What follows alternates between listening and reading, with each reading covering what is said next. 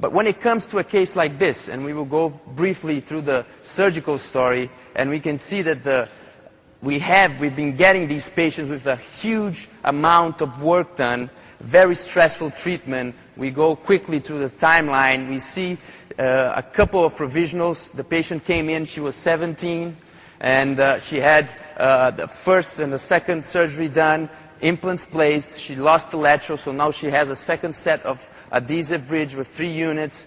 Then 1.5 years after, she's ready to start with the screw retained provisional, soft tissue conditioning, shaping the site. We see a nice profile, final impressions, final PFM after 1.5 years, and the treatment was considered finished at that stage.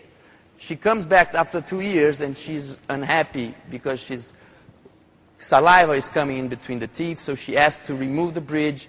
The technician has to fill in the gaps in between the teeth, but then we turn out to another problem, that is unattractive tooth form. She comes back after 4 years and she's actually ready to get married, and she wants a better solution because she's unhappy with the final aesthetic outcome, even though all the surgeries were very successful. So that's our patient at the age of 27. And that's when we start working on options and possibilities. We can see that there's aesthetic issues involved, the teeth are flared out, and it's not the technician's fault. It's really a matter of understanding the relation between the ridge defect and the white aesthetics. So we see that there is a very close relation, and I think that's very important for the surgeons to understand, to help them to make the decision from inception that every time you have a defect, you have a morphological problem when the technician is doing the teeth.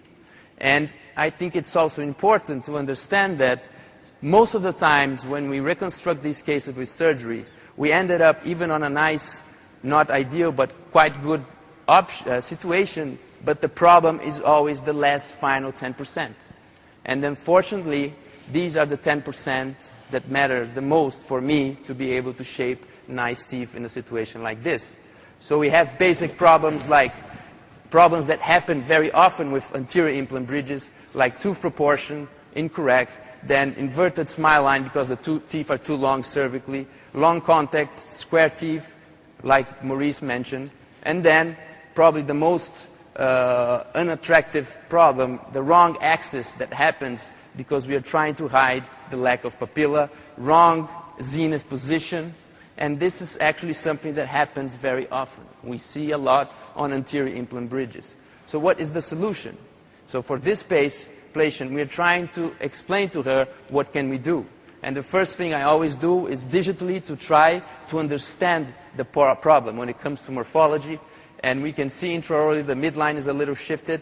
And the natural lateral is actually my reference. So this is going to guide me to see where should I go.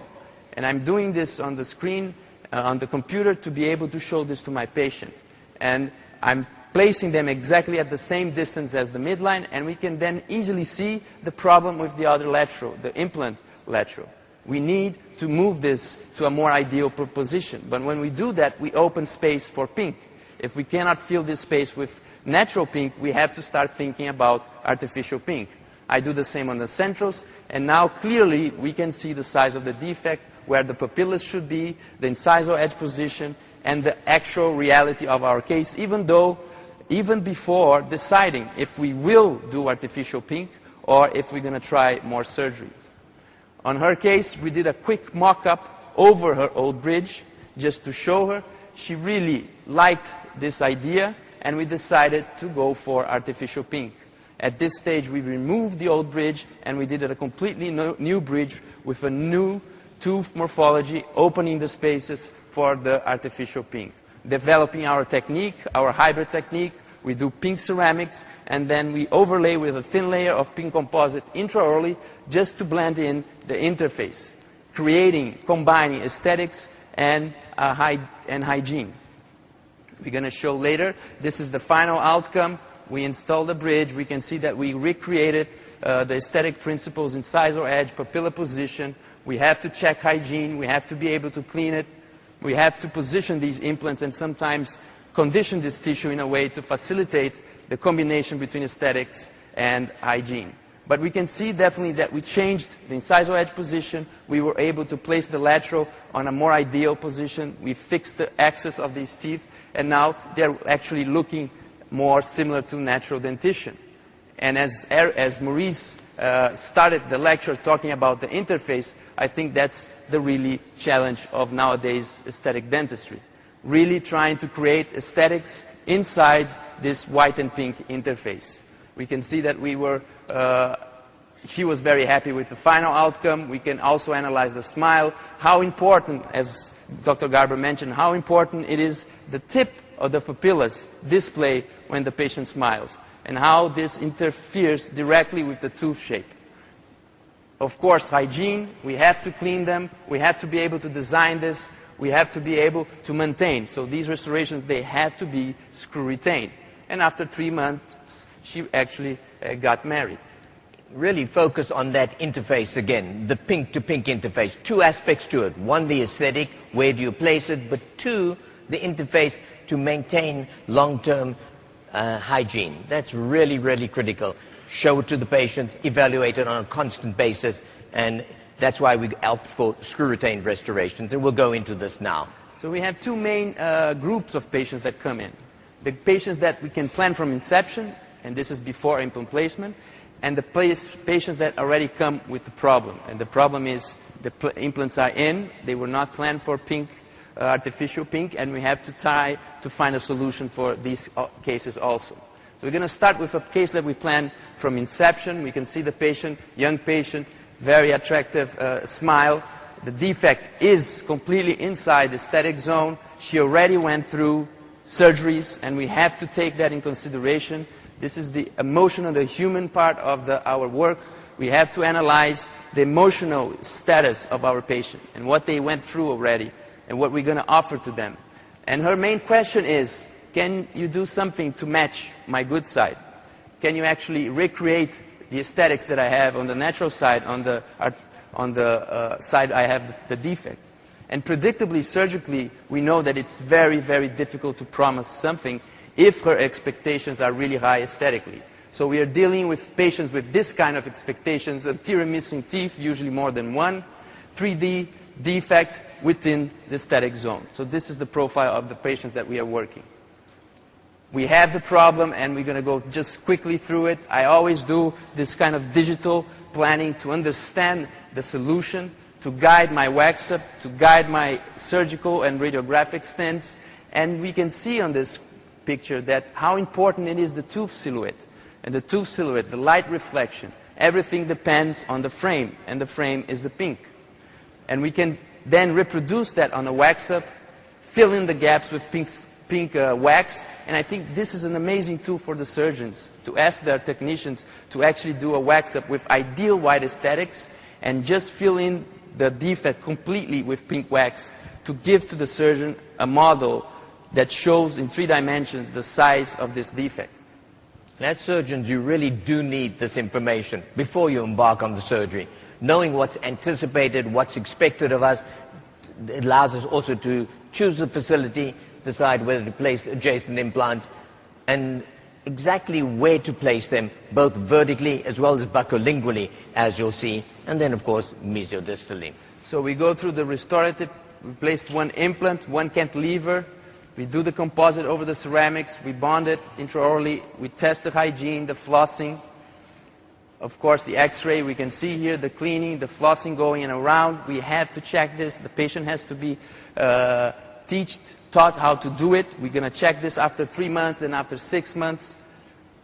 And then we have some basic, very easy surgical principles that we created based on the ideal combination of aesthetics and maintenance and hygiene. So biology and aesthetics together. So as you know from the literature, as Maurice showed you, from the Cochrane study, from Esposito, we're going to opt for horizontal gain because it's much more predictable. We know we can do it as surgeons. And then we're only going to reshape that tissue vertically. Not trying always to get all of it. In those cases, remember, this is a decision-making process. When you do decide to use pink as an alternative, these are the things, it isn't the same surgical process that we go through. And then you're going to see that we choose to use less implants We're going to tend to place them deeper to move that interface between the pink beyond the lip line where you can't see it, and then always have lingual screw access so that we can take this in and out, that we can evaluate on an ongoing basis, and we can make changes if necessary at any given stage. So we see the final outcome. We can see that we were able to blend in natural papillas with the artificial papillas and the smile. And I think it's always very important to evaluate aesthetically our final outcome. And the best way to analyze if surgically we were successful or not is making a good face photo. Because that really tells the truth if the case was surgically a success or not. We see these are the articles Maurice mentioned about that we wrote on this topic. Another one on the QDT this year. We published a couple of them. And going now to the final two cases here very quickly, when we can actually plan this, we get the situation already done. So the problem is there, and the problem is the implants were placed. So we have to come up with solutions, and again, the patient already went through surgery, the stress, and the option on this case was also artificial pink. So we do the digital design, we analyze this, we show to the patient. This will actually guide us from digital to the real wax-up, white aesthetics, and then pink aesthetics. We analyze the defect and we make our decision. Should we try one more surgical procedure, maybe on this patient, the 6th or the 7th, or should we then just go for the option of doing it restoratively? And that was the decision. We went through the restorative protocol. We did the pink ceramics and overlaid with pink composite just to blend in. And that's the way I do intraorally, just selecting the colors, and after preparing the surface of the ceramics for bonding extraorally, I will just layer the composite intraorally, trying to blend in this interface, trying to recreate color, shape, and texture, not only on the white aesthetics, but also on the pink aesthetics. This is the before and after, and 1.5 years after placement, we can see the pink composite is not ceramics, it's not going to last forever. That's why all these restorations are screw retained, and we have a protocol of maintenance like any other direct composite. We always probe interproximally. We check if the pink, these pink wings are actually affecting the adjacent teeth or not, so we have to control the periodontical issues on the adjacent teeth and see if it's not harming, if the patient is really cleaning well these prostheses.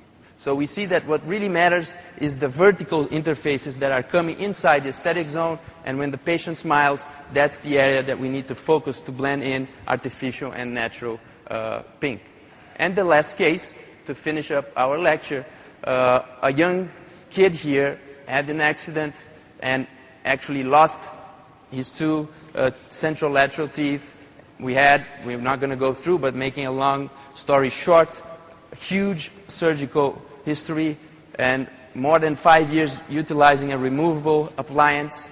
And when he was 20, we decided to fix him with a bridge with artificial pink. So we can see then becomes much more simple. The surgeries were not enough to recreate the papilla that we needed. So we take the color and we can see the defect is completely inside the aesthetic zone. We can see how long his papillas are on the natural side and how unpredictable it will be to even try even further surgical procedures.